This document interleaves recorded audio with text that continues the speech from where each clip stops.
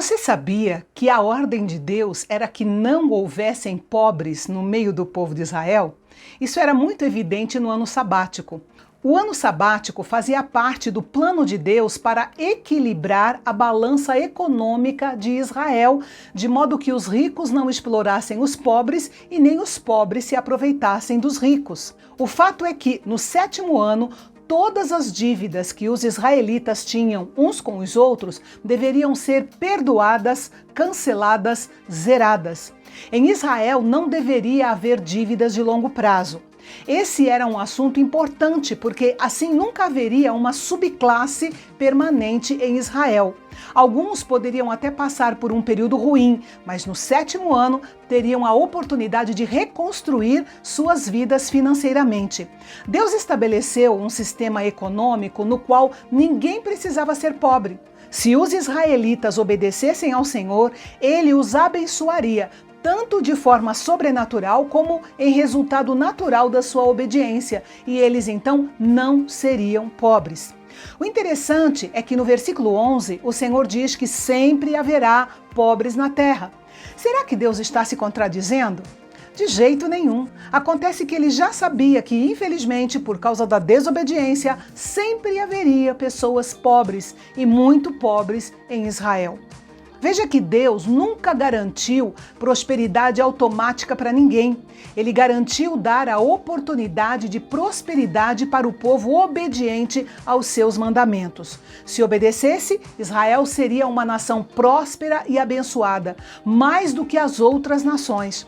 Por causa disso, os israelitas deveriam abrir tanto o coração quanto a mão para ajudar o seu próximo, e o Senhor providenciaria para que ele fosse recompensado em sua generosidade. Paulo escreveu aos Gálatas o seguinte: portanto, enquanto temos oportunidade, façamos o bem a todos, especialmente aos da família da fé. Nossa ajuda aos mais necessitados deve começar com os irmãos e irmãs mais próximos de nós e, claro, se estender a partir daí. Assim como as dívidas deviam ser canceladas a cada 7 anos, os escravos também deveriam ser libertados depois de 7 anos de trabalho. Os escravos mencionados aqui são aqueles pobres que tiveram que vender a si mesmos como escravos por causa das suas dívidas. Isso garantia que uma falência não prejudicasse um israelita pelo resto da sua vida. Além disso, Deus ordenou que houvesse generosidade para com o escravo que estava sendo liberto e que ele não fosse mandado embora de mãos vazias. Deveria receber alguns animais, sementes, enfim, qualquer coisa que o ajudasse a recomeçar a sua vida, agora sem dívidas. Isso renovaria sua esperança e o estimularia a batalhar por uma vida melhor. Mas podia acontecer de um escravo querer continuar sendo escravo, porque havia aprendido a amar o seu senhor e a sua família e não tinha falta de nada. Ele não era obrigado a ir embora, mas se ele decidisse ficar, então o seu senhor furaria o lóbulo da sua orelha e com esse ato ele declarava o seu amor e a sua devoção ao seu senhor. A partir de então, ele seria um escravo voluntário, que, sendo livre para escolher, escolheu ficar com o seu senhor e servi-lo para sempre. No Salmo 40, versículo 6, o salmista fala sobre essa cerimônia, se colocando como um escravo voluntário.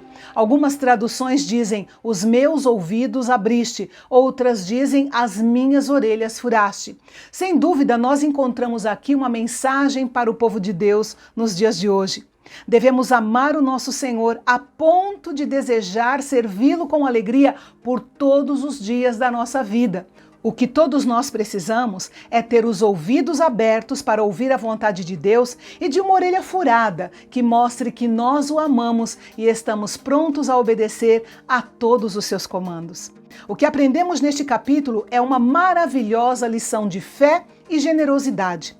Se temos o coração endurecido e a mão fechada, isso mostra que, na verdade, não cremos que Deus cumprirá as suas promessas de abençoar os que dão aos necessitados.